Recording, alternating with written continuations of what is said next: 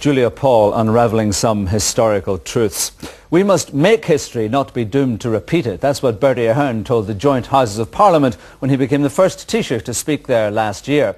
The history of British-Irish relations had been, he said, one of division, conflict, conquest, suppression and resistance. My, how times have changed. Now it's all sweetness and light, as evidenced in the latest publication from Lives Entwined, a project championed by the British Council to explore a new dawn in friendship across the Irish Sea. With me, three of the contributors to the latest book, the third in the series. In Dublin, the writer and broadcaster Olivia O'Leary, and with me here, another writer, Susan McKay, and Professor Richard English from Queen's University Politics Department. You're all very welcome to Hearts and Minds. Olivia O'Leary, you've been travelling back and forward across the Irish Sea for decades, working on both sides.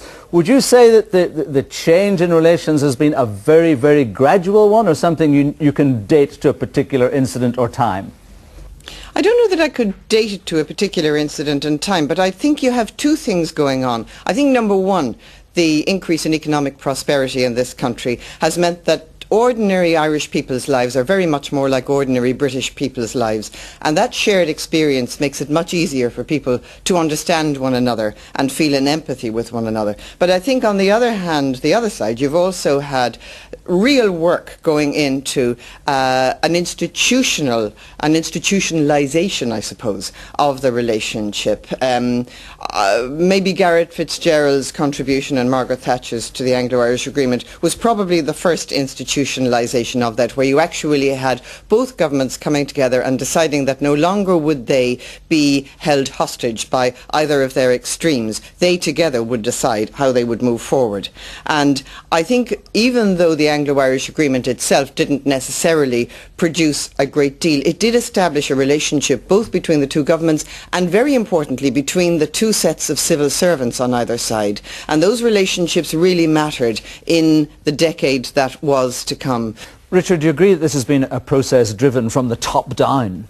I think there's been a lot in that, and I think the relationship between civil servants and politicians, British and Irish, happened also in significant ways at the European Union level, when the two sets of civil servants and politicians were dealing with each other as allies in Europe rather than people who met acrimoniously only over the north. I think there's also been a lot that's been happening on the ground, and I think in terms of the changes in Northern Ireland, a lot of the relationships that have been fostered between people who previously were much more antagonistic have made a difference. That's been at community level as well as at political level, and that's had a knock-on effect in terms of the ways that both communities in the north have viewed Britain and vice versa. So I think there's been a fulcrum of change in the north as well in terms of the way that Britain and Ireland have been dealing with one another, because that was for a long time rather a poisonous point of contention. Susan, how do you think that this change east-west has been reflected in Northern Ireland, in the relations between people there and in their relations with each side? Well, just, you know, Olivia was making the point about prosperity, which is obviously true at an institutional level, but, you know, I've just been spending some time in Tigers Bay for an article that I'm writing, talking to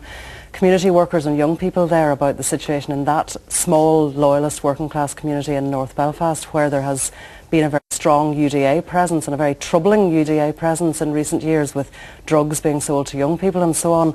And I think that while there is a big change there, as Richard has mentioned, in terms of community workers from both sides of the interface are now working closely with each other, and they're trying to devise ways of turning the young people away from getting into trouble, hanging around the interface, exchanging insults and stones.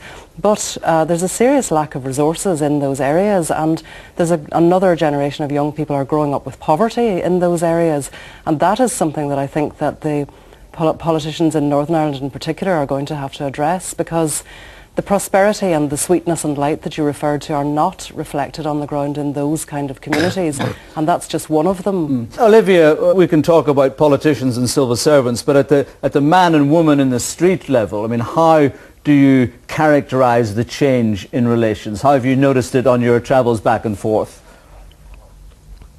Well, I suppose, as I say, a greater knowledge of one another, because there was always great knowledge in this country, in the Republic, about Britain, but perhaps not vice versa. But I keep going back, I suppose, to the economic factors, that people from Britain come here, and now, as you well know, all the high street shops that they're familiar with in any city in Britain are now available both in Dublin and in Cork and in other areas. And I suppose the other thing too, here you see, We, in the end, forewent our claim over Northern Ireland. We forewent our United Ireland dream and grasped instead perhaps a materialist economic dream, which meant that no longer really were we claiming a part of territory which the British claimed as their own. I mean, it does actually make a big difference when you're not seeming to want to grab part of what somebody else regards as their country. David Adams, one of the other contributors to the book, talks about the Irish forgiving the English, but he calls it a self-serving forgiveness, marvelling at the Irish own ability to forgive despite the myriad injustices of the past. Do you think that's fair?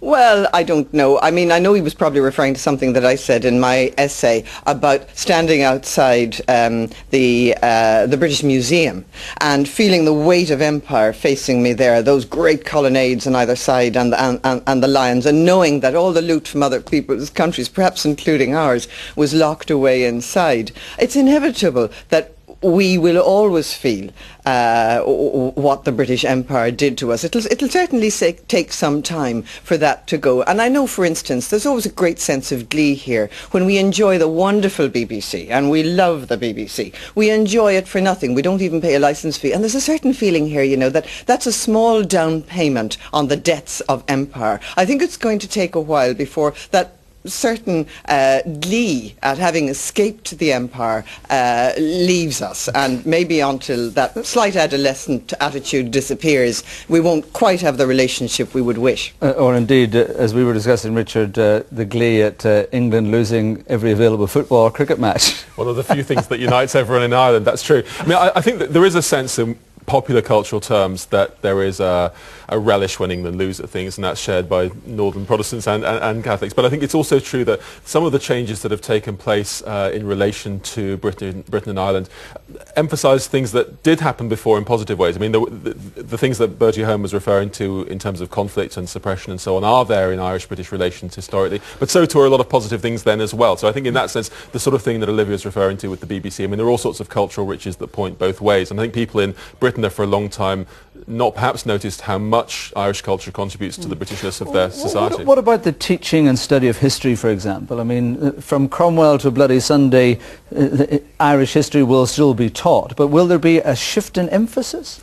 I don't think necessarily. I mean, I think there are two things that are really important. First, that we should be discussing all of these things, and that we all should. In other words, everyone should be discussing all aspects of it, whether they're comforting to you or not. And the second thing is that the more appalling episodes of history, whether Cromwell or Bloody Sunday, have less poisonous hold on you in the present if the present is somewhere where you're happier. In other words, if in Northern Ireland, for example, both communities feel that there's a legitimate and fair state, then the grievances you have from the past have less power to animate anger at the moment. It's not that you should forget them at all, it's not that you should gloss over them. I think it's trying to listen to the complex stories on all sides, but in a context within which the present is more benign. Are we, Susan, in Northern Ireland far behind then in terms of the reconciliation which is clearly taking place between Dublin and London? Yeah, I think, I mean, that phrase that Richard has just used about the poisonous spine of the past, I mean, in some ways I think that the British have remained a barrier to that in relation to particularly the Northern nationalist community, because the British have put up considerable barriers to people who want to find out the truth about what happened to loved ones who were killed in the conflict in circumstances where it is suggested that there was collusion between loyalist paramilitaries and the British forces. And I think that whereas you see a lot of individual British soldiers coming over to Northern Ireland and meeting people in areas like the Cregan in Derry, where I'm from, and having very, very good real conversations, and similarly people from those communities talking to them about their experience of what it was like to have the British Army in their areas during the conflict. But on the other hand, the British government has continued to block a lot of inquiries into what went on in the past, and that is definitely going to hold back real reconciliation. But there is so much that we need to do. I think people in the Republic really need to work very hard at knowing Northern Ireland. We need to start doing some real work. Bertie Ahern did it when he came in as Taoiseach. He actually worked very hard at trying to find out more about Northern Ireland. I don't think the rest of us have caught up with him. Olivia, Susan and Richard, thank you all very much indeed. That's where we must leave it this time round. We'll do it again next week at the usual times, and I hope you'll be able to join me. Until then, goodbye.